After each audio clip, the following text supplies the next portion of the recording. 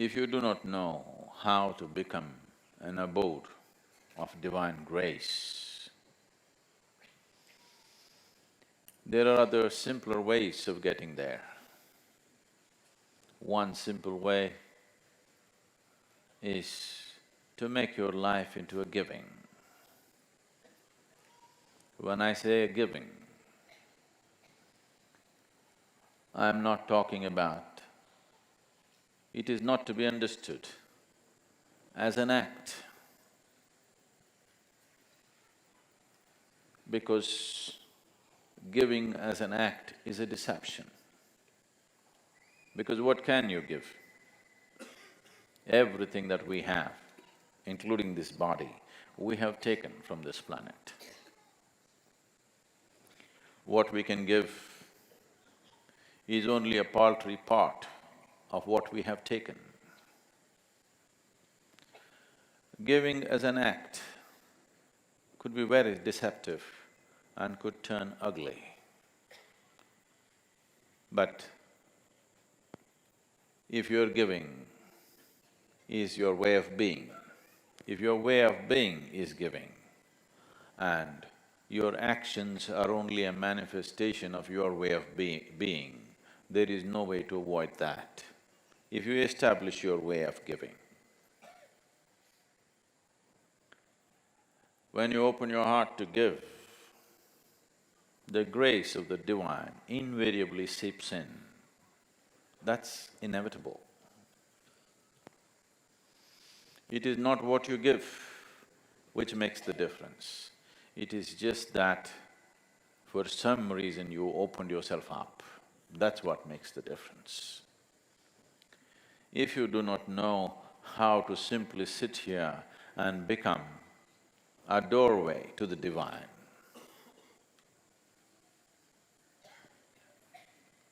giving is a simple way of making yourself porous enough so that the grace of the divine inevitably enters you. It is in setting boundaries that we have denied ourselves the possibility of the divine. Every time we hold back, we set boundaries. And when we set boundaries, we deny ourselves the ultimate possibility. If you become a constant state of giving, when I say a constant state of giving, if your every step and every breath is a process of giving, that is, you have made your life into a contribution, you will naturally arrive at a state of union which will set the necessary foundations for a cosmic possibility. It has been my fortune and privilege that at a very early age, I became a witness to a certain state of giving, a certain transaction which was beyond anybody's understanding who was there, including mine. I have told you, probably many of you, a few times, about my great-grandmother, who lived up to be 113 years of age. Because she would never die, people thought she's a devil of a woman. She buried her husband, she buried all her children, a few of her grandchildren, and I think even a couple of her great-grandchildren. But she wouldn't die, 113 years of age. I have seen her in various kinds of states, but it is her sense of giving which needs to be looked at. In the mornings, if she was given breakfast, she would always go about giving away at least 2/3 of it to the ants and the birds and the squirrels, particularly to the ants. And there would be unsolicited advisors around who would say, she's throwing all her food around, this old woman will die without eating. They all died. She didn't. There are many days I've seen her, this little breakfast that was left in her plate, she would just hold in her hand and simply sit there, watching the ants eating. Tears would be streaking down her cheeks. And when somebody asked, won't you eat? She would say, I'm full. I'm already full. I thought she has some kind of an emotional love affair with ants. I was only 3, 4, 5 years of age. She was well over 100.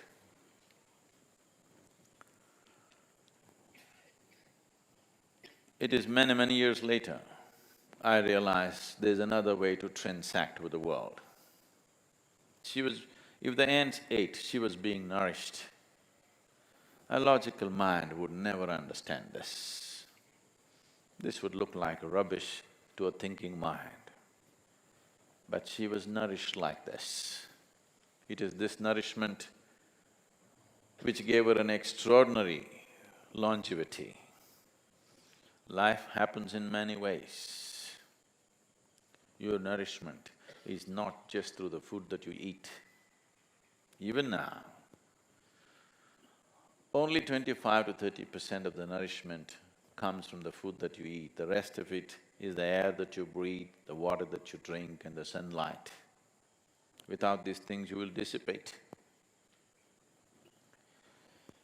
So giving is… First, I want you to understand, you have come with nothing, so you cannot give. We're just trying to deceive the Creator. We are giving. There's nothing to give. We just act it out. He also kind of plays along, so it's okay. We are playing a game. We are smart, so we're trying to deceive him. But he's intelligent, so he plays along. He's wise, so he plays along. There's nothing here to give. Everything is that we have picked up from here. We take a lot and give little, and that's the only way you can live.